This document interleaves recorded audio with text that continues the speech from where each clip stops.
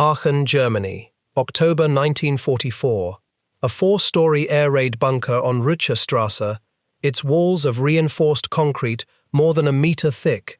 Inside, a German infantryman of the 246th Volksgrenadier Division presses his back against the cold grey wall and listens. He has done everything the doctrine of urban defense asked of him. He is not in the open. He is not exposed to aircraft. He is not standing in a street where a tank can see him.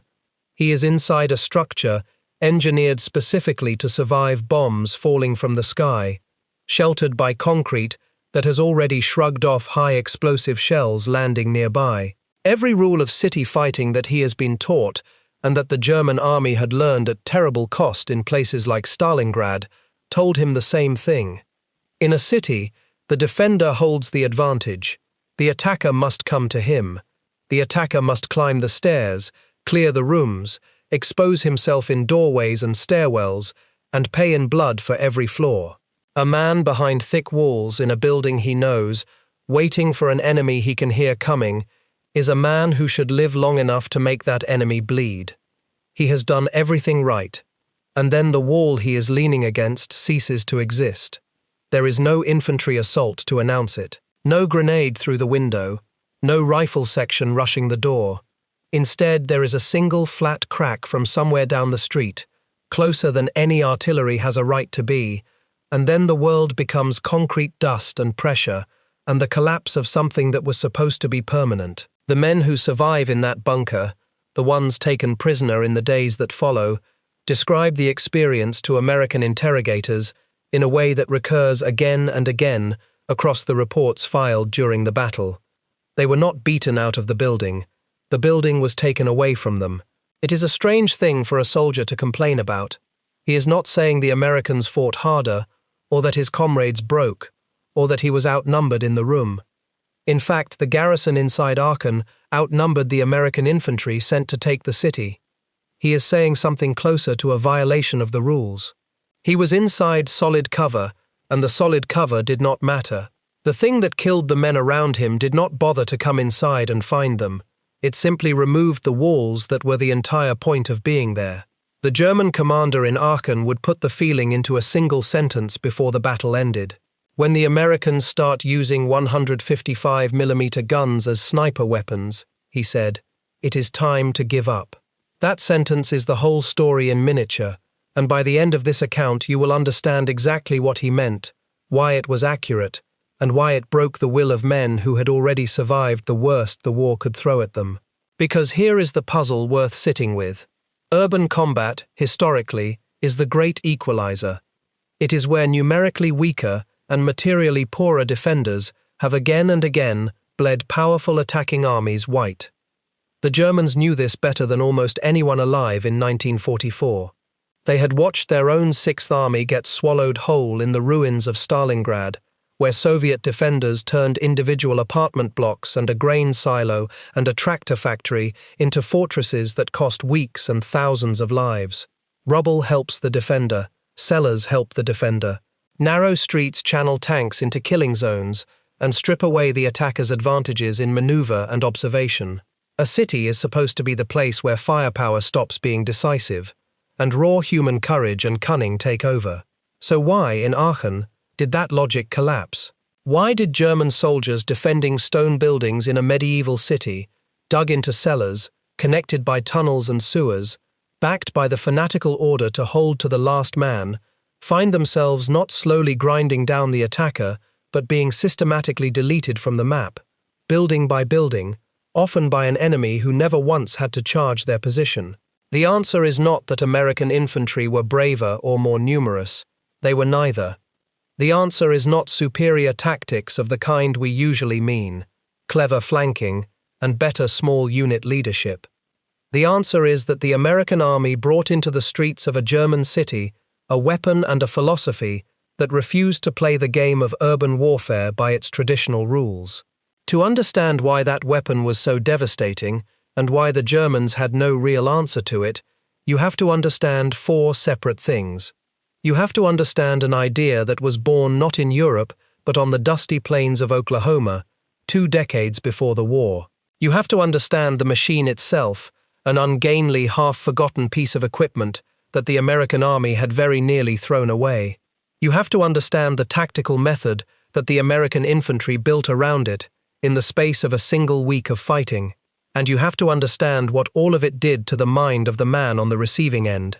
Let us take them in order, because each one alone is only part of the story, and it was the combination that broke the defenders of Aachen. Start with the idea, because the idea came first, and without it, the weapon would have been just another gun.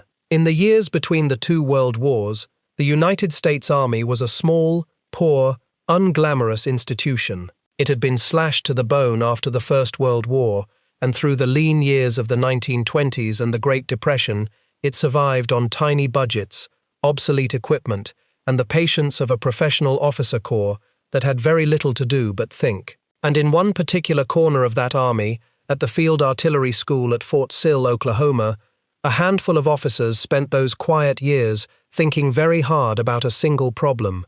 How do you bring the fire of many scattered guns down onto one target, quickly, accurately, and all at once? It sounds like a narrow, technical question. It was in fact one of the most important questions of the coming war, and the Americans answered it better than anyone else on Earth. The traditional way of using artillery was for each battery, each cluster of a few guns, to fight more or less on its own, ranging in on its own targets with its own observers, in a slow and deliberate process. A forward observer would spot a target, estimate its position, and call back corrections, and the guns would walk their fire onto it shell by shell, a process that could take many minutes and gave a warned enemy plenty of time to take cover or move. The men at Fort Sill wanted to break that limitation. They wanted to build a system in which a single observer, seeing a single target, could call for the fire of not one battery but many, all of them computing their firing solutions at a central point and delivering their shells together. The key figures in this quiet revolution were artillery officers whose names deserve to be remembered, alongside the famous generals. Major Carlos Brewer, who ran the gunnery department at Fort Sill in the early 1930s, reformed the techniques of the school so that fire could be massed far more rapidly than before, and put on demonstrations of the new methods beginning in 1931. His successor, Major Orlando Ward, developed the organizational heart of the system, a central point where the calculations for many guns could be worked out and coordinated. They called it the Fire Direction Center. A later director of the gunnery department, Lieutenant Colonel H.L.C. Jones, refined the center further and helped win its acceptance across the whole branch. Together, these men were building something no other army would quite match. By the time the war came, the American artillery arm had a capability that its enemies simply could not replicate at will. A single forward observer, often a lieutenant with a radio, could call down the concentrated fire of an entire battalion of guns, or in the right circumstances, the guns of an entire division or more, onto one point on the map. And they refined a technique with a chillingly simple name: time on target. Every battery within range would receive the coordinates of the target and a single moment at which the shells were to arrive. Each battery would then work backward from that moment, accounting for the different flight times of their shells, and fire at slightly different instants so that all of the rounds, from all of the guns, arrived at the target simultaneously. The first warning the enemy had of the barrage was the entire barrage, landing at once, before a single man could throw himself to the ground. This mattered because of a brutal fact discovered in the First World War. Most of the casualties from a bombardment happen in the first few seconds, before troops can react and take cover. A barrage that builds up gradually gives men time to drop into holes and cellars. A barrage that arrives all at once, with no warning, catches them standing. German prisoners throughout the war would testify to the particular horror of American time-on-target fire, the sense that the sky simply detonated without preamble. Underneath all of this technical achievement was a philosophy, and the philosophy is the real key to everything that happened at Aachen. The American army had decided, as an institution, that firepower was to be spent freely and that lives were to be conserved. A nation with enormous industrial capacity, with factories far beyond the reach of any enemy bomber, could afford to answer almost any tactical problem with an avalanche of shells. And so the American way of war became, more and more, an effort to let the artillery do the killing so that the infantry would not have to. One American officer summed up the attitude bluntly: "Let the artillery fight the war as much as possible." General George Patton, not a man usually eager to credit machines over men, put the same idea in his own way. "The poorer the infantry," he said, "the more artillery it needs, and the American infantry needs all it can get." It is worth pausing to note what made this genuinely different from the German approach, because the Germans were not amateurs at artillery. They were, in many respects, masters of it. But German artillery doctrine leaned heavily on careful preparation, on pre-surveyed positions and deliberate calculation, and on the initiative of the individual battery. It was excellent within its own logic. What it was not built to do was to hand a junior officer at the front the power to instantly summon the massed fire of everything in range onto a target of his own choosing, in minutes, without lengthy preparation. That specific capability, born of the Fire Direction Center and the habits of coordination the Americans had drilled for over a decade, is what turned firepower from a blunt instrument into something that could be aimed with startling responsiveness. The Germans had guns. What they lacked was the nervous system that connected a single set of eyes at the front to every gun at the back, all at once. Hold that thought, because it is the seed of everything. An army that believes in spending metal to save flesh, that has built the finest system in the world for concentrating that metal on a single point, and that trains even its junior officers to summon that fire. Now give that army a specific, stubborn, physical problem. A city full of stone buildings, each one a potential fortress, held by men who cannot be seen. Watch what such an army reaches for. But before we get to the city, we have to meet the machine, because the philosophy needed an instrument, and the instrument at the heart of this story is one of the strangest weapons the American army fielded in the entire war. The weapon that the German commander would call a sniper's rifle was not a rifle at all. It was a self-propelled 155mm gun, and the specific vehicle carried the American designation M12 gun motor carriage. The men who crewed these vehicles gave them nicknames that told you everything about their character. They called them the Door Knocker. They called them King Kong. These were not names you gave to a subtle weapon. The M12 was, by the standards of 1944, already something of an antique wearing modern clothes. The gun it carried was not a new design at all. It was a 155mm weapon, descended directly from a French artillery piece of the First World War, the heavy field gun that the French had designated the Canon de 155mm GPF, a weapon whose design reached back to the fighting of 1917. It was a gun, in the precise military sense, not a howitzer. That distinction matters. A howitzer lobs its shells in a high, looping arc, ideal for dropping fire behind cover. A gun fires on a flat, fast, hammering trajectory, and it drives its shell forward with tremendous velocity. When you point a weapon like that directly at a wall, the effect is less like a bombardment and more like a battering ram made of steel and high explosive. The Americans took that old but powerful gun and mounted it on the chassis of the M3 medium tank, the same basic hull that had carried American armor into battle in North Africa. They moved the engine forward, cleared space at the rear, and set the big gun in an open-topped mounting where the crew worked in the open air. At the very back they fitted a heavy spade, a broad blade like the blade of a bulldozer, which the crew lowered into the earth before firing so that the ground itself could help absorb the tremendous recoil. It was not elegant. The gun crew of 6 stood largely exposed to the weather and to enemy fire. The vehicle carried only 10 rounds of its own ammunition, because each shell was enormous, a projectile weighing roughly 95 pounds, and so a companion vehicle, the M30 cargo carrier, built on the same chassis, followed each gun around carrying about 40 more rounds and much of the crew. The two vehicles worked as a pair, one to shoot, one to feed it. It took a strong and practiced crew to serve the weapon, and even then, a good rate of fire was around 4 rounds a minute. Here is the part that is almost hard to believe. The American army very nearly never built this weapon at all, and having built it, very nearly threw it away. When the idea of a self-propelled heavy gun was first pushed forward in 1941, the leadership of Army ground forces was skeptical. The dominant thinking, championed by senior commanders who favored towed artillery, pulled behind trucks, held that a vehicle like this was unnecessary. They already had 155mm guns. Why build an expensive tracked chassis to carry one?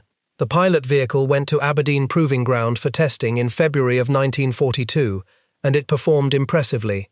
In one trial it fired its gun, drove 6 miles, and fired again in about 35 minutes, a task that could take a towed gun crew something closer to 3 hours. It could get into action roughly 4 times faster than a gun that had to be unlimbered from a truck. The tests were a success, and still the enthusiasm was thin.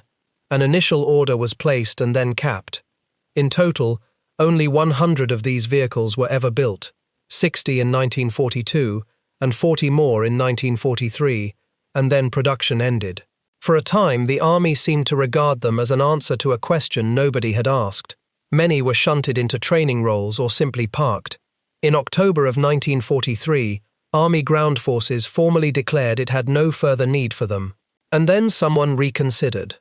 As the planning for the invasion of France advanced through late 1943, the artillery branch found that it wanted every heavy weapon it could lay hands on, and here were dozens of powerful self-propelled guns sitting idle. From February to May of 1944, 74 of these nearly discarded vehicles were pulled back in and rebuilt at the Baldwin Locomotive Works, given stronger suspension borrowed from the Sherman tank, a small gun shield, and various mechanical fixes, and prepared for combat in Europe. A weapon the army had twice tried to be rid of was about to become one of the most feared instruments in the entire campaign in the West. Those rebuilt guns were enough to equip 6 field artillery battalions, and it is one of those battalions, and one of its batteries in particular, that carries the thread of this story into Aachen. What made the M12 feared was discovered in combat, and it had almost nothing to do with the job the gun was designed for. A 155mm gun of this kind was meant to be indirect artillery. It was meant to sit miles behind the front and hurl shells at targets its crew would never see, guided by observers and map coordinates. That is what heavy guns did. But the men fighting their way toward Germany discovered that this particular gun had another use entirely. Drive it up close, point it directly at a target you can see with your own eyes, and fire. The results against fortifications were staggering. As American forces came up against the Siegfried Line, the belt of concrete bunkers and pillboxes that guarded Germany's western frontier, the M12 became a bunker breaker. The men called it direct laying, sighting the gun straight at the target over open sights, the way you might aim a rifle. A pillbox that could laugh off the fire of tanks and field guns could not survive the arrival of a 95-pound shell driven straight into its face. The battalion whose guns carry our story, the 991st Field Artillery Battalion, put this into practice against the West Wall in September of 1944. In one 10-day stretch, its guns carried out dozens of direct fire missions, most of them against pillboxes, some of which had to be engaged more than once before they were silenced. It was slow, deliberate, dangerous work, hauling a lightly protected gun into the direct sight of the enemy, but against fortified concrete, nothing else worked so well. Sometimes it took many rounds, first to strip away the earth and camouflage packed around a bunker, then to crack the concrete itself. But the concrete did crack. It was the self-propelled 155mm guns of this same battalion that fired the first American artillery shells onto German soil. At 23 minutes past 5 on the evening of the 10th of September 1944, Battery B of the 991st, firing from the town of Dijon in Belgium, dropped its rounds onto a crossroads at Bildchen, just southwest of Aachen. It was the first American artillery fire placed on the soil of Germany itself. The first American soldiers to actually set foot in Germany came the following day, when a small cavalry patrol, under Staff Sergeant Warner Holtzinger, waded across the Auer River near the village of Stolzenburg, late on the 11th of September. But the guns had crossed the frontier first, if only with their shells. The men serving those guns had already learned what their weapon could do to concrete. What they were about to learn was what it could do to a city, when the gun that had been designed to fight from miles away was driven straight up a residential street and pointed at the front door of an occupied house.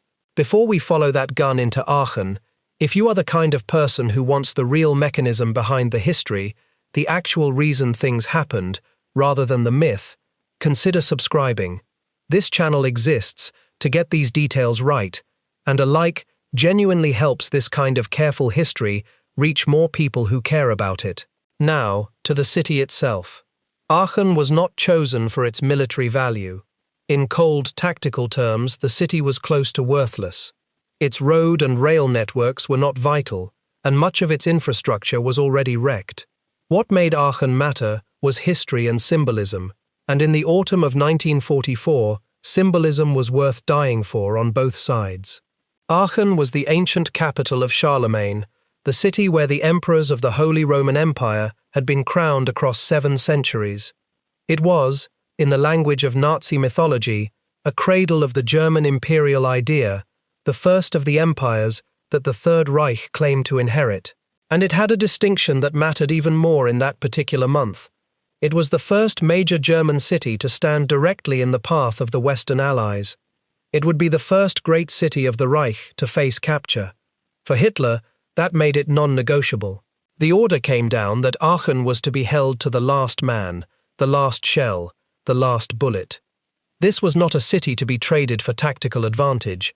This was a piece of the German soul, and the world was to see that German soldiers would die in its rubble before they let it fall. There is a human tragedy folded into that decision to hold the city, and it is worth pausing on, because it tells you something about how much the symbol mattered to the men in Berlin and how little the people of Aachen did. Weeks before the final battle, as the front approached, the defense of the city had briefly fallen to a general named Gerhard von Schwerin, commander of the badly depleted 116th Panzer Division. Von Schwerin arrived to find the civilian evacuation of Aachen dissolving into chaos and panic, and he made a decision that would nearly cost him his life. He halted the evacuation, judging it cruel and pointless, and he drafted a letter to be handed to the American commander when the city fell. In it, he declared that he had stopped the senseless flight of the population, that he therefore held himself responsible for their fate, and he asked the Americans to treat the unfortunate inhabitants humanely. He signed it as the last German commanding officer in the sector of Aachen. The letter never reached American hands in time. It was intercepted by German authorities, and to men loyal to Hitler, it read like the preparation for a surrender. Von Schwerin was ordered to counterattack, relieved of the city's defense, and investigated. He was well connected enough to escape with a reprimand and go on to serve elsewhere, but the episode is a window into the trap the ordinary defenders were caught in. One of their own senior officers had looked at Aachen and concluded that its people should be spared and its hopeless defense reconsidered. Berlin's answer was to remove him and to insist, through Wilk, that the city be held to the last cartridge. The soldiers in the cellars and bunkers would pay for that insistence. The Americans, for their part, could not simply leave it behind. As the 1st United States Army pushed against the German frontier, Aachen sat awkwardly in the line, a fortified urban obstacle that could not be safely ignored. The plan was a double envelopment. 2 corps would drive around the city from north and south and link up behind it, sealing the garrison off from rescue and supply, and then the city itself would be reduced from within.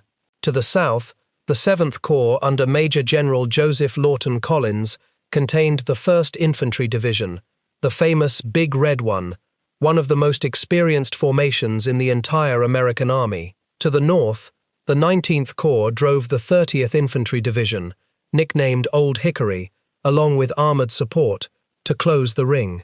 The two forces ground toward each other against fierce German counterattacks aimed at keeping a corridor open into the city, attacks driven by fresh divisions thrown in from outside and broken up, again and again, by concentrated American artillery. On October 16, 1944, the two American pincers met. Aachen was encircled. The garrison inside was now on its own. Before the ground assault into the city began, the Americans gave the garrison a chance to surrender. On the 10th of October, a small party under a white flag, made from a bedsheet, carried an ultimatum into the German lines. The message, issued on the authority of the First Army, was stark. The city was surrounded. The Americans had the air power and the artillery to destroy it. They would take the city either by its unconditional surrender or by attacking and destroying it. The garrison was given 24 hours to decide. In accordance with Hitler's order, the Germans refused. The Americans did exactly what they had promised. When the deadline expired, they unleashed a demonstration of the philosophy we have been describing. On the 11th of October, fighter bombers of the 9th Tactical Air Command, roughly 300 aircraft in several groups, dropped better than 60 tons of bombs on the city, and 12 battalions of division and corps artillery poured just under 5,000 rounds into Aachen, amounting to well over 150 tons of explosive, in a single day. More air attacks and thousands more shells followed over the next 2 days. It was a statement written in high explosive. The Americans intended to spend steel, not men, and they had a great deal of steel to spend.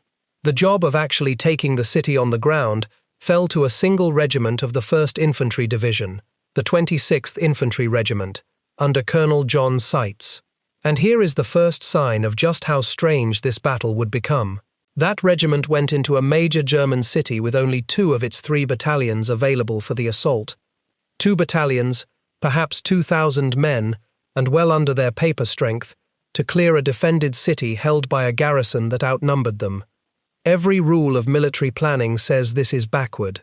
The classic guideline for an attacker is that you want something like a 3-to-1 advantage in numbers to have a good chance of success against a prepared defender, and even more than that, in the brutal close quarters of a city. At Aachen, the ratio ran the other way.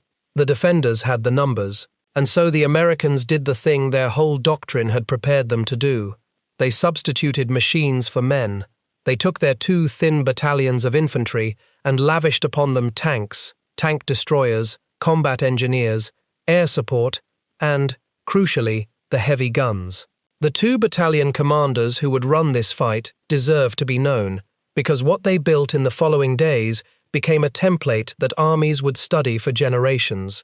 The 2nd Battalion was commanded by Lieutenant Colonel Darrell Daniel, assigned the central and southern portion of the city, the dense residential and commercial blocks. Daniel was not a career soldier of the usual mold. He was a scholar, a man who held a doctorate in entomology, the study of insects, and had published research on controlling orchard pests before the war called him to arms.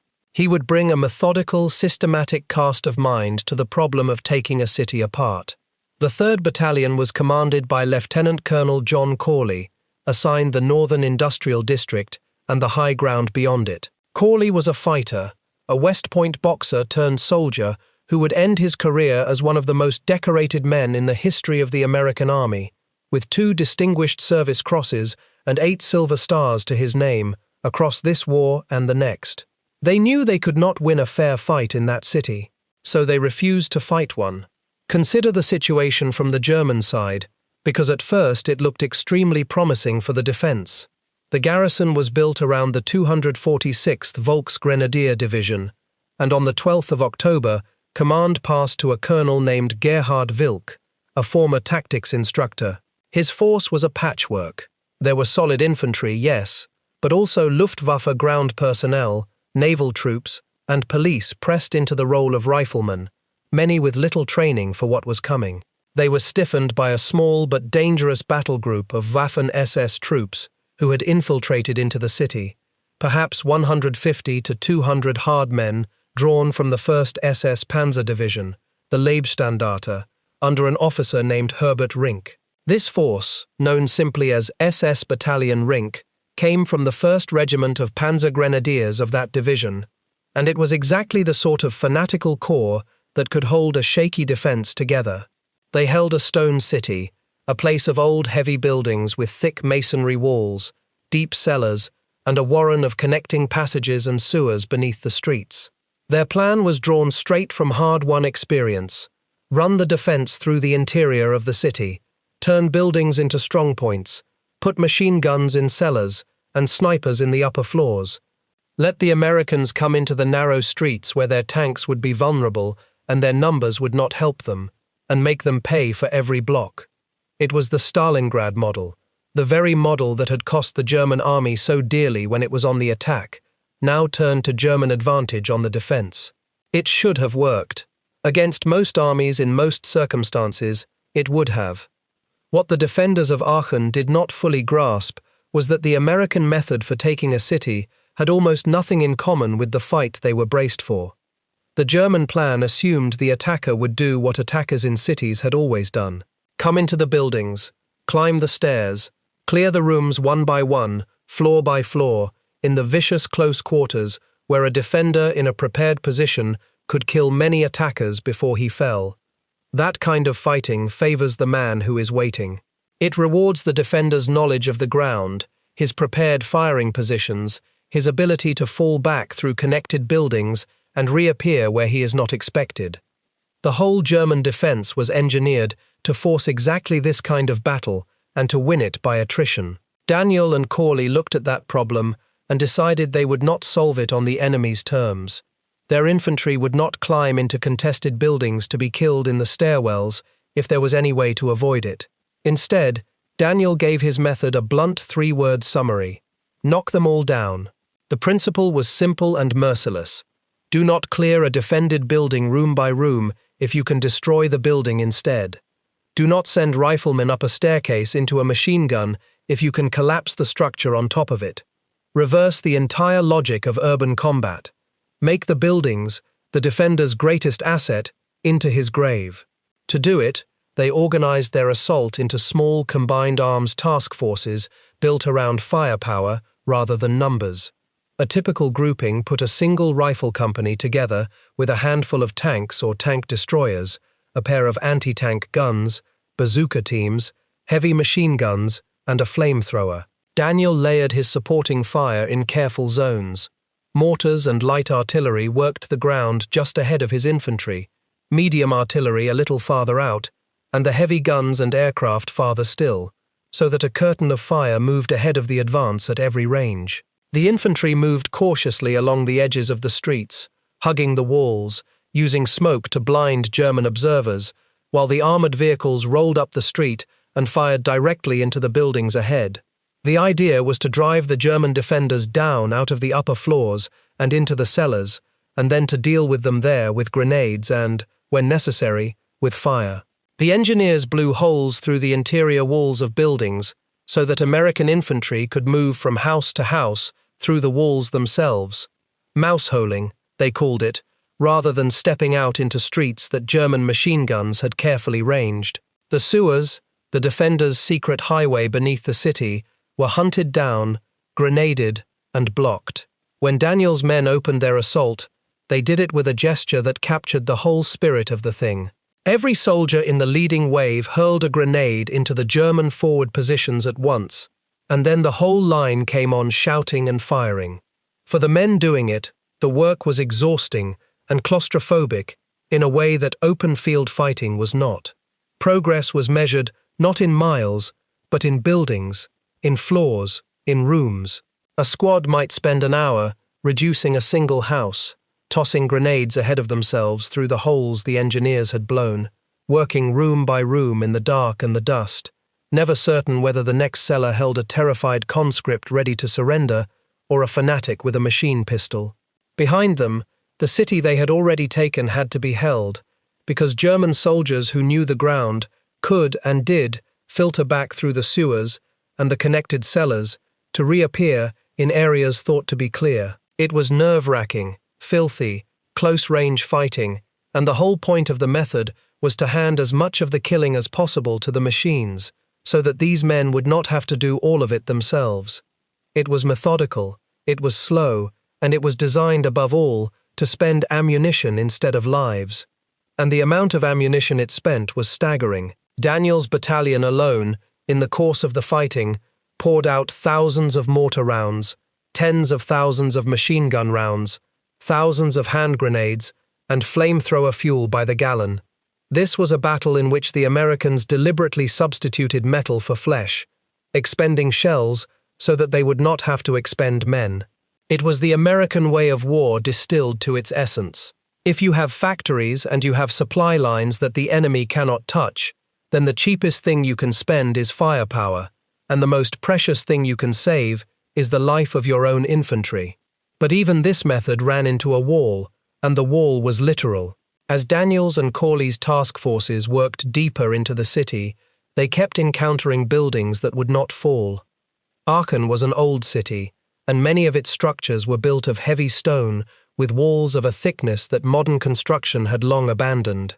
Certain apartment blocks and air raid shelters, in particular, simply absorbed everything the assault teams could throw at them. The tanks fired their shells into them, and the walls held. The tank destroyers, with their high-velocity guns, hammered them, and still the German machine guns kept firing from within. A strong point in a truly solid old building could stop a task force cold, and every hour it held cost time and threatened lives. It was here, against these stubborn masonry fortresses, that the American command reached for the weapon that would give this battle its signature. Corley's battalion, in the northern part of the city, discovered on the very first day that some of these buildings could withstand the fire of tanks and tank destroyers. So Corley called for something heavier. He called for a self-propelled 155mm gun, one of the M12 vehicles. The guns available to the 1st Infantry Division for this fight came from the battalion we have been following, the self-propelled 155mm pieces of Battery C of the 991st Field Artillery Battalion, which had already spent weeks cracking pillboxes on the Siegfried Line, and was now attached to support the division inside the city.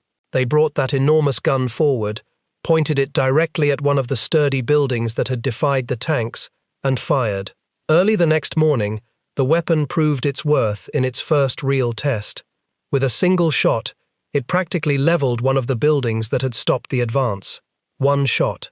Consider what that meant to everyone watching, on both sides. A strong point that had absorbed the fire of tanks that had cost time and threatened to cost lives, that represented in miniature the whole promise of the German urban defense, simply ceased to exist in the time it took one shell to cross a few hundred yards of street. The message to the American infantry was electric. The message to the German defenders, when they came to understand what was now driving through their city, was something closer to despair. The regimental commander, Colonel Seitz, saw at once what he had, and he made sure that both of his assault battalions had one of these guns. So the operations staff of the division found a second self-propelled 155, and from that point forward, each battalion moving through Aachen had one available to it. A corps-level heavy weapon, a piece of equipment that by every rule of artillery employment had no business fighting in the front line of a street battle, was brought right up among the rifle companies to be aimed by eye at individual buildings. There was a real price to using the gun this way, and it is worth being honest about it, because it shows how valuable the effect must have been to justify the risk. The M12 was not built for the front line. Its crew stood exposed. Its armor protected only the forward compartment. Bringing a vehicle like that within a few hundred yards of German infantry, snipers, and anti-tank weapons was genuinely dangerous. The division's artillery command insisted that the gun be kept back a few hundred yards from the German positions and carefully protected by the infantry around it. This was a weapon that had to be nursed forward, shielded, and used with care, precisely because it was so fragile up close, and so irreplaceable in its effect. The Americans accepted that risk because the return on it was so enormous. One well-placed shell could accomplish what a company of infantry might not manage in an hour of bloody close-quarters fighting, and it could do it without a single American having to climb a defended staircase. The gun quickly became a tool for solving almost any hard problem in the advance. In one instance, Daniel's men were held up by what they took to be a pillbox on the boundary between two of his companies. He brought the big gun to bear and fired a dozen rounds into it. It turned out not to be a pillbox at all, but a German tank, dug in and concealed, and the 155 destroyed it. Then, moments later, it accounted for a second tank nearby, A weapon designed to fire at map squares miles away was now being used to snipe individual armored vehicles hidden among the houses, and it was winning those duels. Now put yourself back inside a German strongpoint in those days of the middle of October. You are dug into a building because the building is your protection. That is the entire premise of your defense. The thick walls that surround you are the reason you can hold against a stronger, better supplied enemy. You have machine guns covering the street. You have riflemen at the windows. You have, in the traditional accounting of urban warfare, every advantage a defender is supposed to have. American infantry appear at the edges of the street, and you engage them, and this is the fight you were trained and positioned to win. And then the infantry pull back and go quiet, and something large and mechanical grinds into view at the far end of the street, and before you can fully understand what you are looking at, the front of your building is gone. Not chipped. Not scarred, gone, along with the men who were standing near it. The next shell brings down a floor. There is no assault to repel because the enemy is not assaulting. There is no counterattack to make because there is nothing to counterattack. There is only a gun sitting in the open street, methodically dismantling the structure you were relying on to keep you alive, and there is nothing in your arsenal, dug into that building, that can reach out and stop it before it reaches you.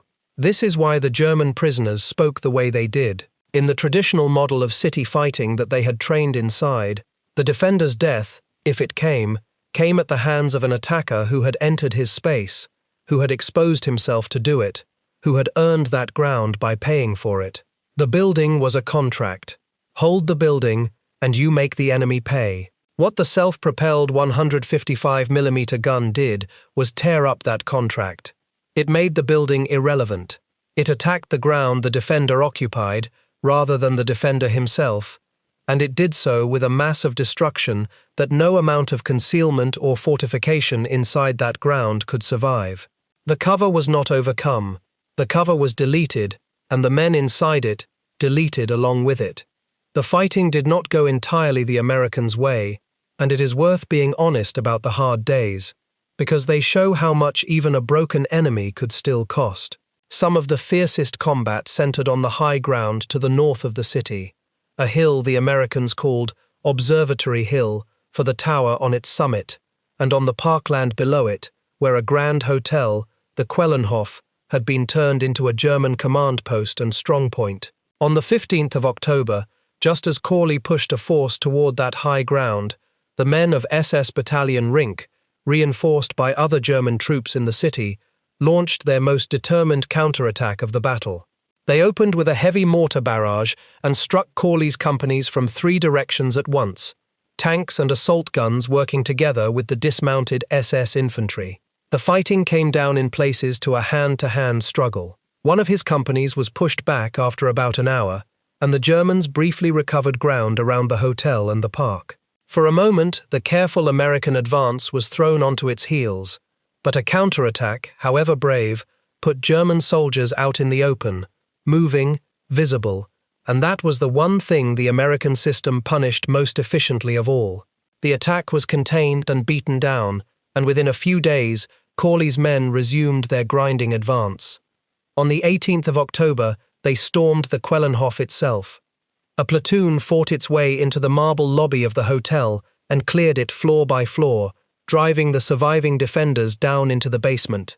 The following day, the Americans took another of the northern heights, the infantry crawling forward on their hands and knees, while shells and machine gun fire from their own supporting weapons, including the big self-propelled gun, flew just overhead. Even German troops holed up in a church steeple, using the height for observation, were blasted out. One by one, the strongest points of the German defense were being pried open. Colonel Wilk, the garrison commander, moved his headquarters as the ring tightened, finally into a great concrete air raid bunker on Rutschstrasse, one of the massive shelters built to survive aerial bombardment. From there, on the 19th of October, he issued a defiant order to his men to fight to the last in accordance with the Führer's command. But the situation was beyond saving. The Americans were closing on the bunker itself, and Corley, unwilling to feed his exhausted infantry into a frontal assault on a concrete fortress, reached one last time for the weapon that had defined the battle. He brought the self-propelled 155mm gun forward and had it fire directly into the bunker's defenses at brutally close range, from a distance measured in a few hundred feet. Think about the symbolism of that final act.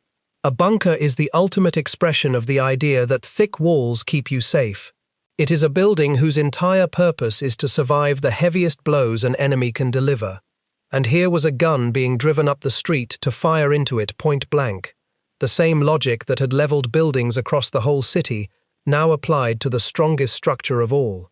It was against this backdrop, with heavy shells being fired as if they were rifle bullets at a single target, that Wilk made his famous remark, "When the Americans start using 155mm guns as sniper weapons, it is time to give up."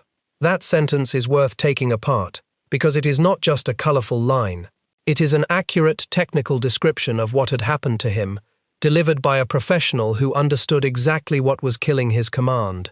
A sniper's rifle is a weapon of precision, aimed at a single specific target that the shooter can see with his own eyes. A 155mm gun is a weapon of mass, meant to be fired at map squares from miles away. To use the second as if it were the first, to take a core-level heavy artillery piece and aim it by eye at one building, one bunker, one strongpoint at a time, was to fuse the precision of the sniper with the annihilating power of siege artillery. It was to point overwhelming, structure-destroying force at exactly the place a single defender was hiding, deliberately, one target at a time, all the way through a city. For a defender whose entire survival depended on cover, there was no answer to that. Wilk understood that there was no answer, and he said so. The end came on the 21st of October 1944. To arrange the surrender, 2 American soldiers who had been taken prisoner and held inside the bunker were sent out under a white flag to make contact with their own lines. A little after noon, at 12:05, Colonel Wilk formally gave himself up. The assistant commander of the 1st Infantry Division, Brigadier General George Taylor, accepted the surrender of the garrison. Wilk surrendered himself and several hundred men on the spot, and over 1,000 more were rounded up in the final pocket before the day was out. Across the whole battle, the 1st Infantry Division alone took more than 5,000 German prisoners, several thousand of them inside the city itself, a haul that says as much about the collapse of the defenders' will as about the collapse of their positions. The 2 American officers who had engineered this method carried it forward into the rest of their lives. Corley went on from Aachen to fight through the Battle of the Bulge and into Germany, and years later he was hand-picked to command an infantry regiment in the Korean War, adding still more decorations to a record that would eventually place him among the most decorated soldiers in his country's history and earn him a place in the Ranger Hall of Fame. Daniel, the entomologist turned battalion commander, won the Distinguished Service Cross for his stand against a German armoured attack in the Ardennes that December, rose in time to the rank of Major General, and later wrote a careful study of the capture of Aachen so that the hard lessons of those streets would not be lost. The general who commanded their corps remembered the 2 of them and the other battalion commanders of that campaign as a fabulous group of leaders. What they had proven in Aachen was not a matter of individual heroics, though there was plenty of that. It was a method, and the method could be taught.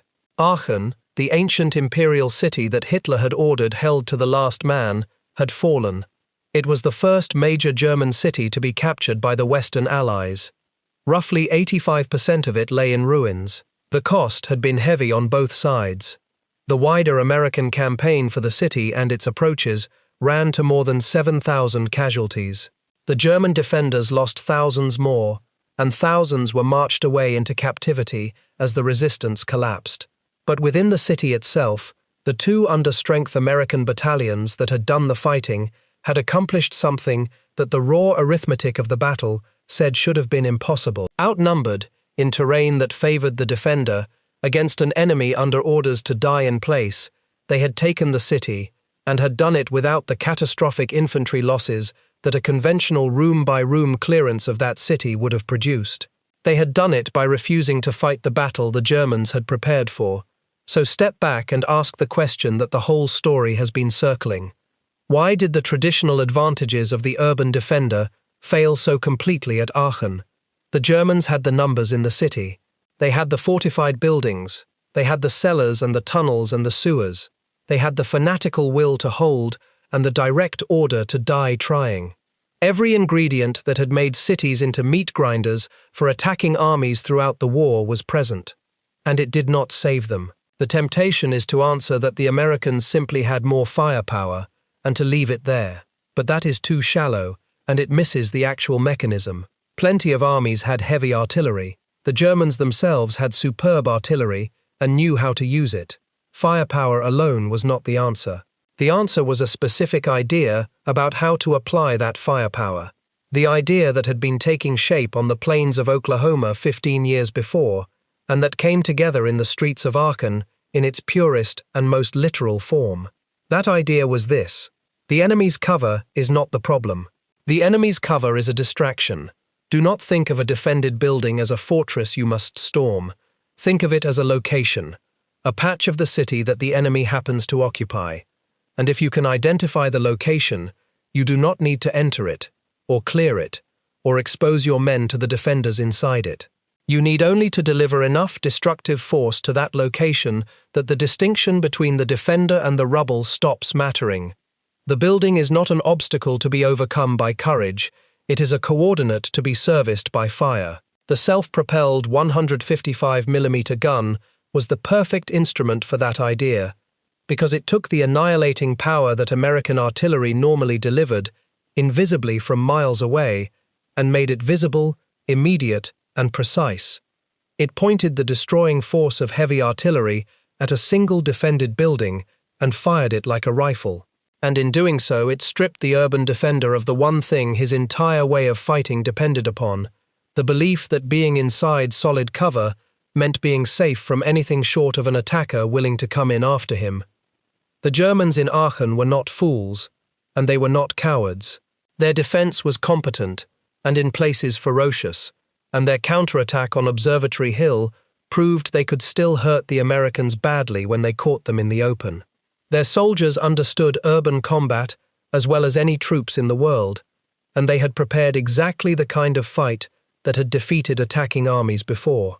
The trouble was that they had prepared for a fight the Americans declined to have. The German defense was an elaborate and well-built answer to a question the Americans simply refused to ask.